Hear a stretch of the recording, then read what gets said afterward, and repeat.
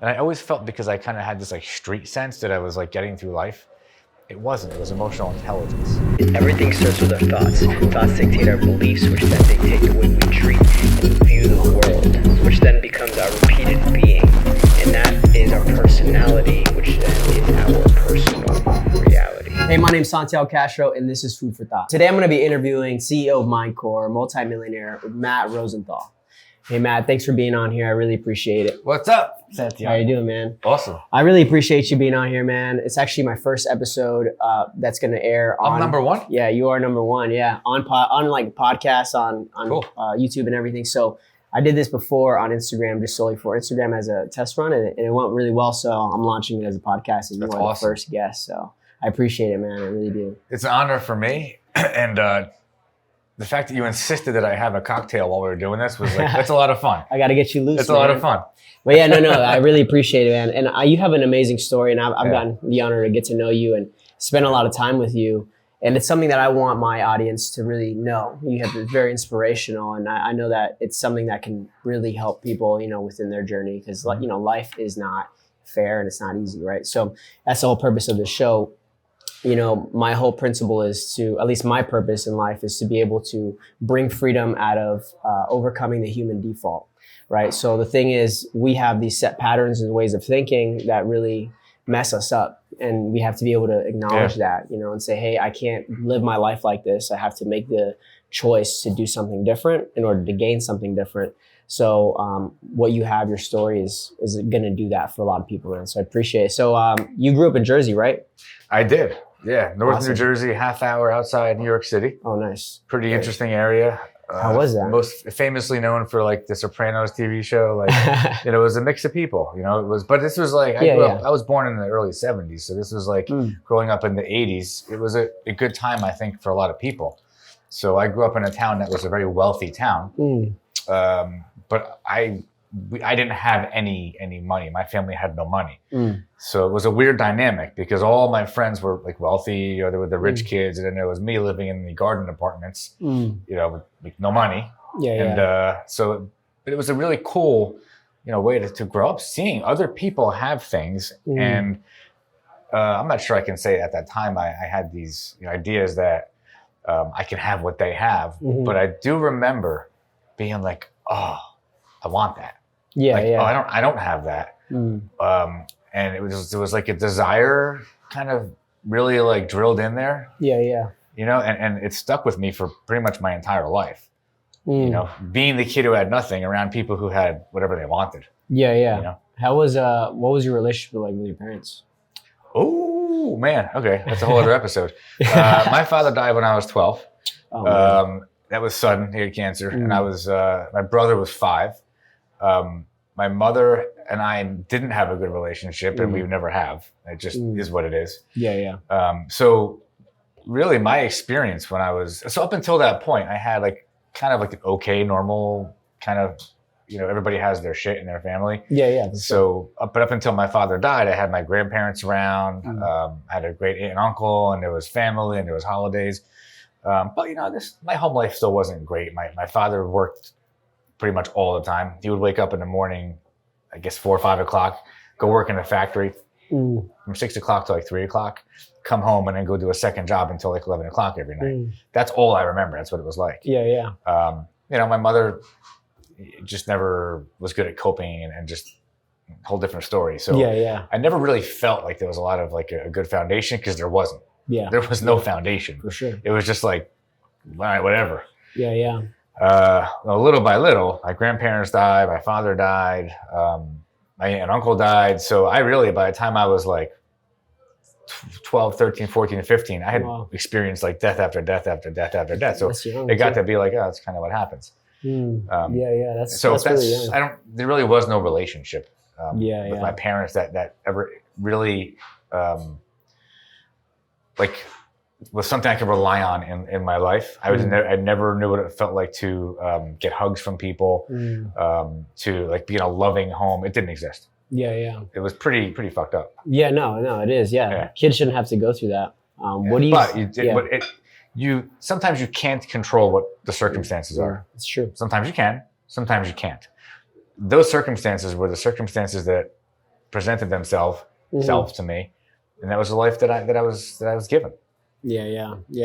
And how do you feel like that kind of like projected you into your adult life? Like, what do you think that how that affected you? You feel like it kind of like, was it a drag in your relationship, or when you started your own family, did you start to see these things leak into that? Did you see that?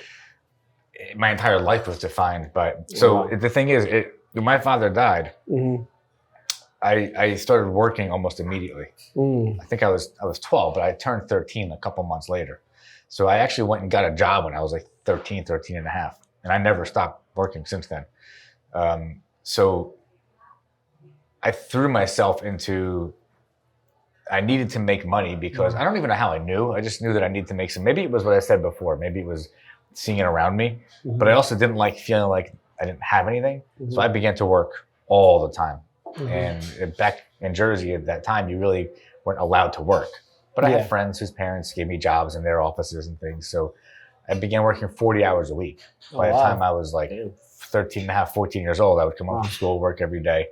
And that's what my life was like. So as it kind of progressed, I was on this journey where I was always running. I was always hustling. I was always trying to find ways to make money.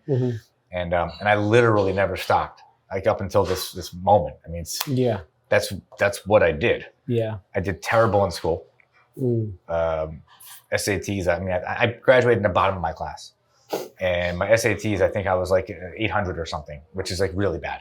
Yeah. So my whole life was like about work, about beginning to find a way to, like many people, we either want to move towards pleasure or away from pain. My life became being defined by moving away from pain, trying to find pleasure, but being stuck in the middle of that because it never really became one or the other for decades. That's crazy. That's crazy. What was it for you where like, it's almost like a point in your life where you kind of realized, because the thing is, and this is what I've noticed with a lot of people that I know and that have gone through some things is, these things happen to them and then they grow up feeling like this is what life is, I guess. Yeah. This is my life. And they assume that almost everybody on some level is dealing with things like that. And they just think that this part of the motion, they go with the flow.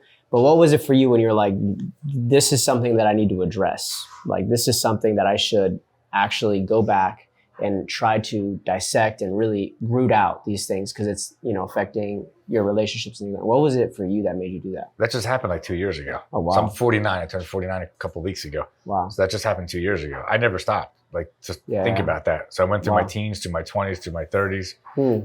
Never really had healthy relationships with, like if I had girlfriends, and they were never really good relationships. And looking back, like, of course they weren't. Yeah, for sure. I didn't know how to have one. That's true. So I would always get into these relationships that were like destined to be no good.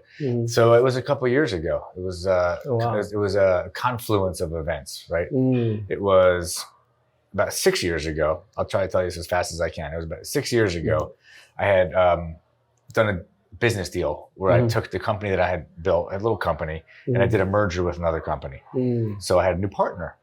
He and I never got along from day one. 2 years later, he and I did another deal. We purchased 2 other companies. So there's 2 other partners. So there's 4 partners. I'm the CEO. I'm the visionary. And none of them wanted to follow. They all wanted to keep operating like they were small businesses. Yeah. So I ended up going into therapy with the first partner. And he and I were trying to like make sure that, or try to avoid the relationship falling apart. That was actually the beginning of the answer to your question, because I was in therapy with the other guy, with a business coach who was actually a family therapist. It began to, it's when you go into therapy, you're not just working on the 2 of you, you're working on yourselves individually. So in my work with him, I began to I was very resistant to any of it. Because I didn't believe in therapy at all. Because I had seen my mother go for therapy when I was a kid, and it didn't do shit. Yeah, I can see why. Okay, and to this day, it hasn't done shit. Yeah. Some people need more than that. 100%. Right? So I'm like, I'm not going to go for therapy. So I went because I didn't want to. I mean, there was money involved. So for me, it was a fear of losing money, which came from I made a lot of money, but I was always afraid to lose it. Yeah, yeah. So I did the therapy with him, and 2 years into that, it just was like, this isn't going to work. So we ended up having, long story short, this 3-way business divorce. I bought them all out. But all along the way, I kept going for the therapy because the therapist that I went to, he really got through to me and helped me understand that if I really did the work on myself, that I could reach my own potential in ways that I had always dreamed of. But he made it clear that it would never happen. I would never reach my potential if I did not get my shit straight. Yeah, yeah. But I didn't know what that even was. I didn't even know what he was talking about. Yeah. So then I began to learn. And I began to see, oh yeah, I do this. Oh yeah, I do this. Oh, Yeah. I don't want people to feel that way around me. I don't want to be that guy. And that was a 6-year journey. Wow. So it culminated with, we moved to Florida from Jersey. The July before when COVID started, which was March of 2020. Yep. Moved to Florida. I kept flying back and forth to New Jersey from Florida. I was doing 4 days a week in Florida, 4 days a week. 4 days a week in Jersey, 3 days a week in Florida. And I was going back and forth.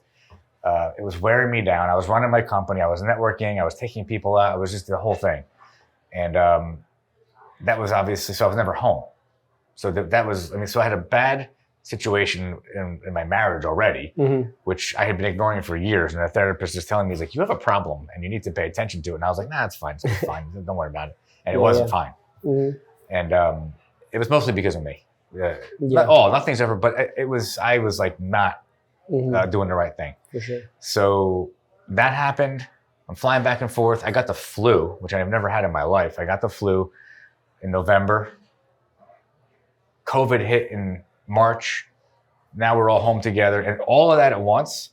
Fast forward, it's got to a point where basically I was about to get divorced. Wow. Like it was like pretty much done. Yeah. And I had moved out of the house, the whole thing. Yeah. And that period of time, what it did was it brought everything to the surface that I didn't deal with when I was 12.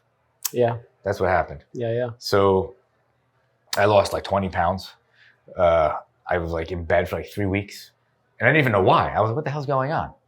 And my brain was like dealing with trauma from whatever the math is, 48 or 47 minus 12. However many years that is. Yeah. It was because when my father died, I shut down. I never felt any emotion at all for all those years. I literally could be in any situation and feel no emotion. So that all came to a head. It was like 2 years ago. Yeah. And that was a process that I began to go through, which was the final 2 years of like the journey of like therapy. Yeah. Which was, it was necessary actually. It was good that that all happened because it forced me to be like, okay, money doesn't matter. Houses, cars, watches, clothes, and it doesn't really matter when you potentially you're going to go back to starting from nothing.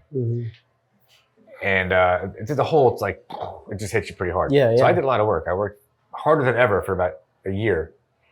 I had a personal coach I hired to help me actually figure out how to be a better male, a better man, because I was never taught as a kid. Think about that when you have no male role model. Yeah. So it's like, okay, how are you supposed to even be? Yeah. So I went through all that, and it was pretty crazy. Wow, that's crazy. And while it was all going on, my business didn't suffer one bit. I ran the business. Wow. The years were better and better. COVID was the best year we ever had. That's good. Which is what it is.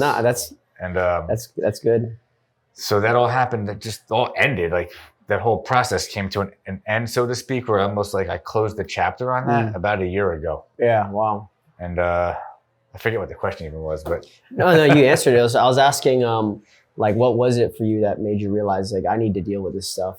Because like, there's everything happening at once. Yeah, it just came. It crashed. Here's the sum of it is, I was running away from something and running towards something. I didn't know what I was running away from. I didn't know what I was running towards, and I did that for about 30-something years. Starting when I was 12. Wow.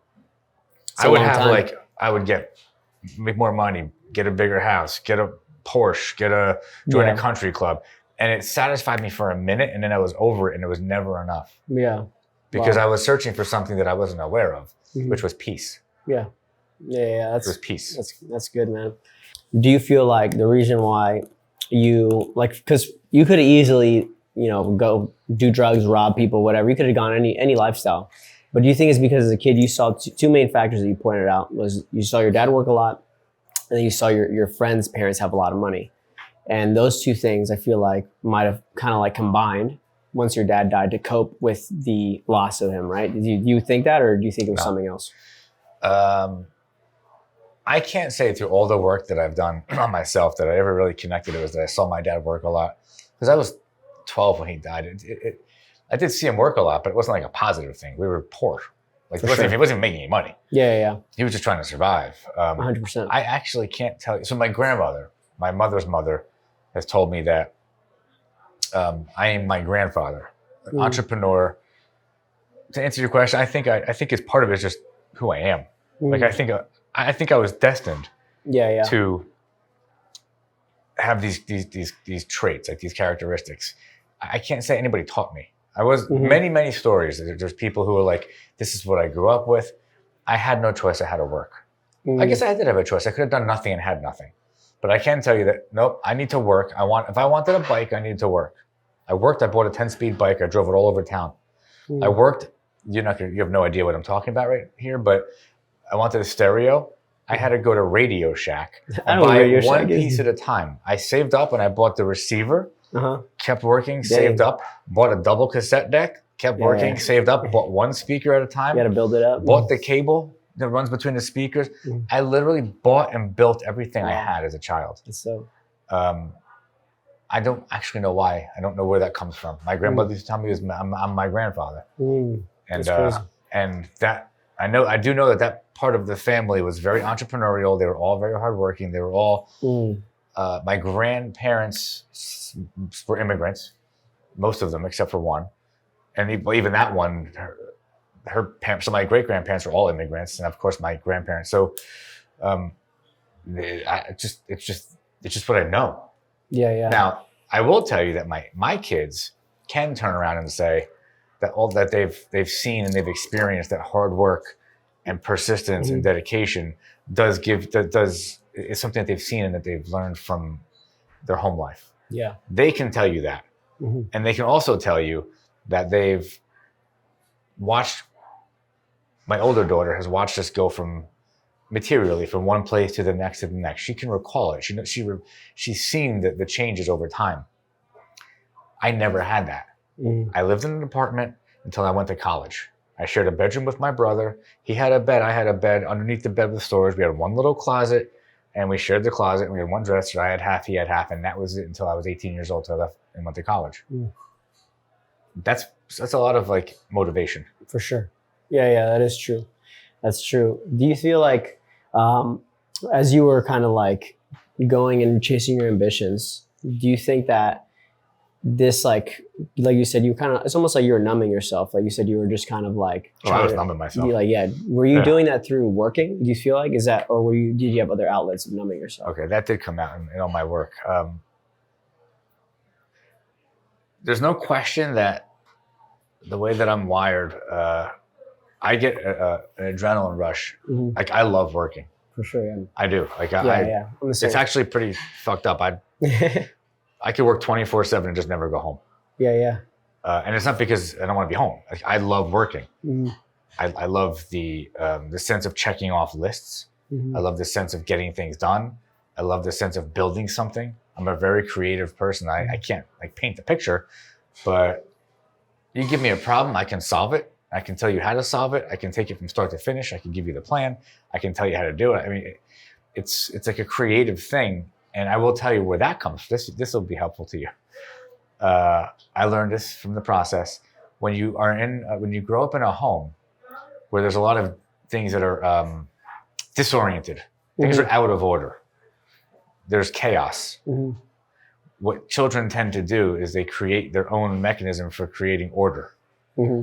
And when I was a kid, I vividly remember cleaning my room to perfection. I remember like our Star Wars figures. I had these little boxes, and I remember I would put them perfectly in the boxes. I had Matchbox cars, these little cars. I would put them perfectly in the boxes and put everything exactly in its place. And that was because that was apparently my way of creating order. So I felt like I had control of something. Yeah. I can tell you that there's no question that that's carried. I mean, that's who I am. That has served me well in business because I see things other people don't see. Mm-hmm. If you take this pen, it's sitting on my desk, and we leave it right here on my desk, and I come back a month later, and the pen is over here, I will fucking know somebody moved the pen. Yeah. It's scary. Yeah. But I'm like that with, that's one of the reasons I can run a business, and it doesn't control me in any way.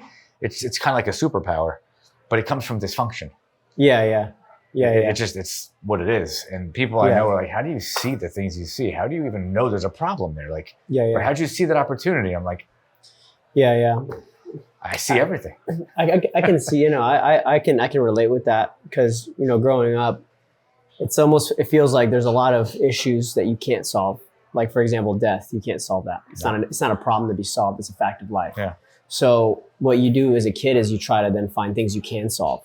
And then you start that from a young age. It just becomes, it's almost like a muscle. You work it out long enough. Find things you can solve. You're saying the same thing in a really good way. Yeah, that's true. So that's what it was for me. Because I'm very similar. Like, I love to solve problems. Like, I love to create. Whether it's in the artistic world or whether it's in the entrepreneurship world. So it's very similar. Like, I love to build businesses. I love to do that as well.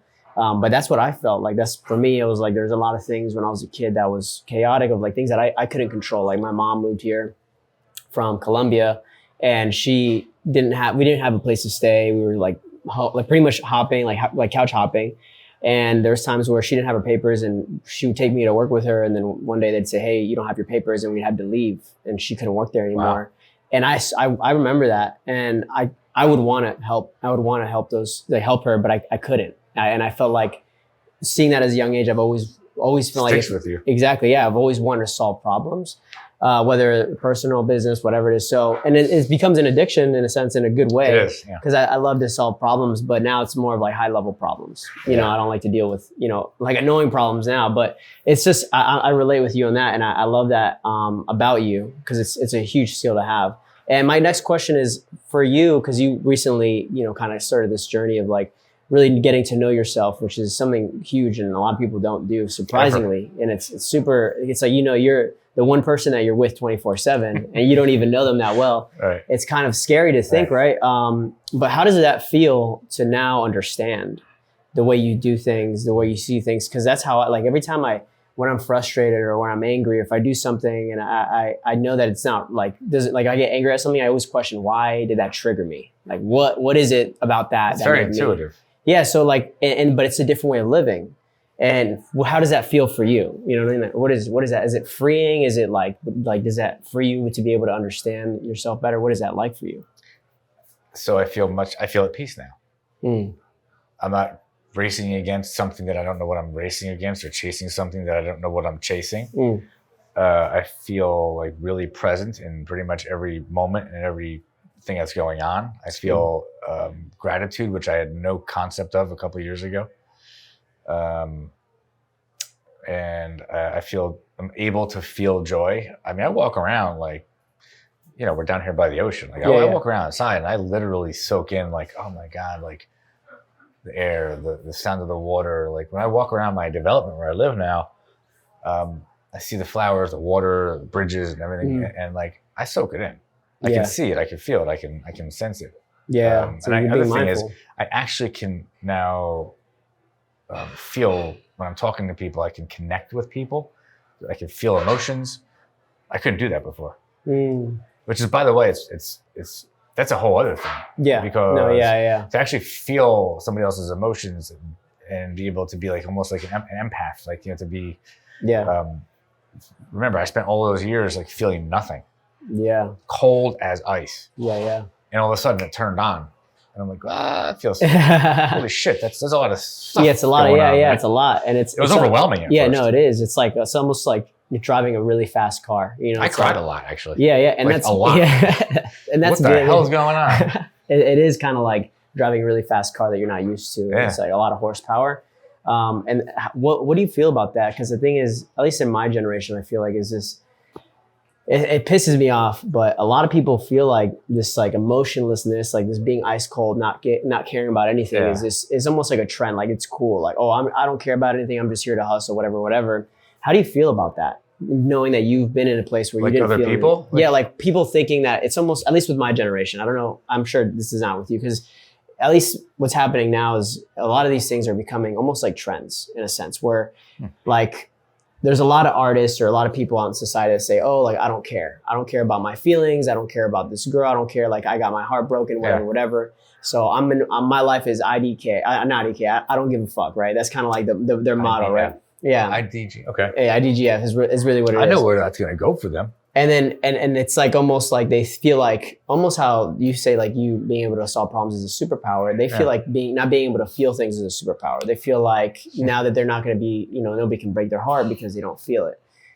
What do you think about that? They're all destined to have a lot of pain in their lives.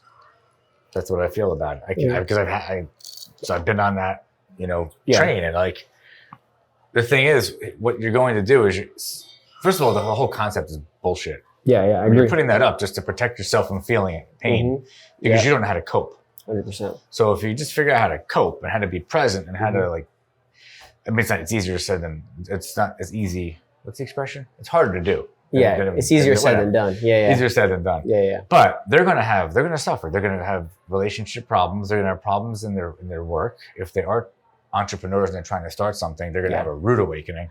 Yeah. Because that shit does not work. Yeah. You have to like feel people. You have to connect with people. 100%. You got to be present.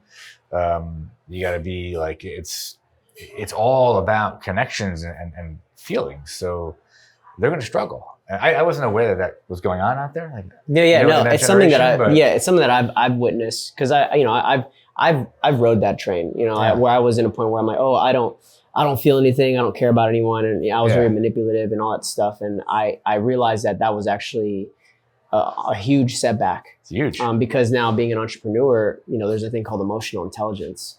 If you can't feel emotion, what does that mean about your emotional intelligence? It's like trying to like take an SAT everything without being able to read, right? It's literally the same thing. So I love how you brought that up in business. How has that helped you in business? It's everything. Everything? So when I go back to the guy I was working with, the therapist, one of the first things he did was give me and that former business partner an emotional intelligence assessment and a DISC assessment, like a behavior assessment. Yeah. And I have a college degree, and I had learned about emotional intelligence and psychology. But when he got the results of the EIQ assessment for both of us, I will never forget this. He contacted me and he goes, "Listen, we can't have the EIQ conversation with you two together. I have to have it with him separately, from you, and then we can have it together." I'm like, "Okay, why?" He's like, I go for my session. And he shows me this entire EIQ presentation for 2 hours before he showed me what my results were.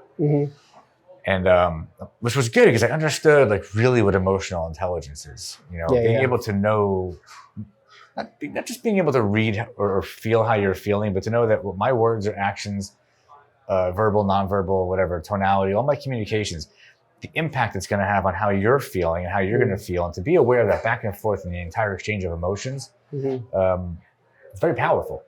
So he presented it to me, and my score was in the 98th percentile, which means like that truly is a superpower. Yeah. And for me, it explained many, many years of, in the worst possible circumstances, how I could continue to be successful and continue to actually get through life. And I always felt, because I kind of had this like street sense that I was like getting through life. It wasn't. It was emotional intelligence. So I scored very low on my management of it, which means I have this emotional intelligence that's powerful, but I have no idea how to use it. And what I was doing with it, because of my background and trauma in life, I was using it to manipulate, and I could manipulate like you couldn't even imagine. I can get anything to happen in any situation that I wanted. Yeah. But it didn't feel good for people. Yeah. And that's where it comes across. Like, so I wasn't aware of the need to make sure that I understood the whole feeling thing. And he said to me, he's like, "Give me 2 years, work with me for 2 years, and I will teach you how to use your emotional intelligence in a way where it's a positive thing. And you'll reach levels you never dreamed of. But if you don't do this, you will not go any further. Your life will never get any better than it is right now if you don't learn to feel things and feel other people's feelings." Emotional intelligence is everything. Wow. And very few people know about it, understand it, are aware of their own use of it, lack of use of it. people just do not give a shit. I don't mean to be negative. I mean, it's just like, it's very true. There's people that do. It's not everybody, but for the most part, everybody is wrapped up in their own little world and worried about how they feel. So when I'm listening to you or talking to anybody, really listening to understand you is the key. Yeah. And that's what's happened in my life. Like I've learned to listen, to understand, to be really present. And how do I know that it's working? It's not a tactic. How do I know that it's actually been a change that's been real and lasting in me? Tons of feedback from people around me, like, wow, it feels so much different to be around you. Like, my God, like it's magnetic now. Like, everything's changed. If you don't do the work to the people you're talking about, it's not cool. Yeah. There's nothing cool about it. You're going to crash and burn. And maybe that's what it takes. And maybe you never figure it out. Yeah. But it's not cool to be that way. No, I agree. I think it's an amazing place to kind of just land this plane. Because it's a huge, for me, that's one of the biggest things I always push for people who try to, they try to like close off on their emotions and try to like move forward and live life with that mindset. And it's like, you're going to do nothing but hurt people and hurt yourself in turn. But the difference is because you're numbing, you're not going to be able to notice until you finally realize that you have to face it. And by that point, it's going to hurt even more because you've numbed for so long. And you're going to hurt people along the way. Exactly, 100%. You want to talk about numbing? I'll tell you something. I started drinking alcohol. I've never had a problem. As I'm sitting here drinking a tequila. Yeah. But no, I don't understand a addictive personality. I just don't have one. So I can't relate to it. 100%. But I know people struggle with that. Yeah. But I looking back on it, I started drinking vodka when I was like 14 years old with my friends in the woods. And I loved it. I felt better. Yeah. And for many, many, many years, decades, I loved to have a cocktail, and I loved that feeling. And it wasn't until I began doing that work that I'm like, oh my God, I was numbing myself. Yeah. But it wasn't like all the time. It was just like something, if I'm in a situation where there's alcohol, this is good, I feel good. Yeah. I never thought it was like numbing, but the work was numbing. And it's like all distractions to not have to deal with what's really going on beneath the surface. And when I finally dealt with it, it was like, oh, holy shit, man, life is so much better. I agree. That's awesome. Lastly, I'm going to have you look into this camera. What's up? Tell the viewers where they can find you, your Instagram. He's my guy. You can find me by asking him where to find me. Yeah, I know. You're one of my clients. So you can find me use my name, Matt Rosenthal. You can find me on LinkedIn, Instagram, Facebook, pretty soon some TikTok. I don't know if it's up yet. We're going to be on there. I have Digging In, which is my show. Right? If you Google Matt Rosenthal and Digging In, tons of really good episodes. It's inspirational, motivational. You can email me, but you're going to put all the information down below. Yeah, so I'm 100%. You already know what I do. But yeah, this guy's great, man. Just keep watching his show. It's awesome. Thank you, man. I appreciate it. Thank you for being on here. Episode 1. Episode 1.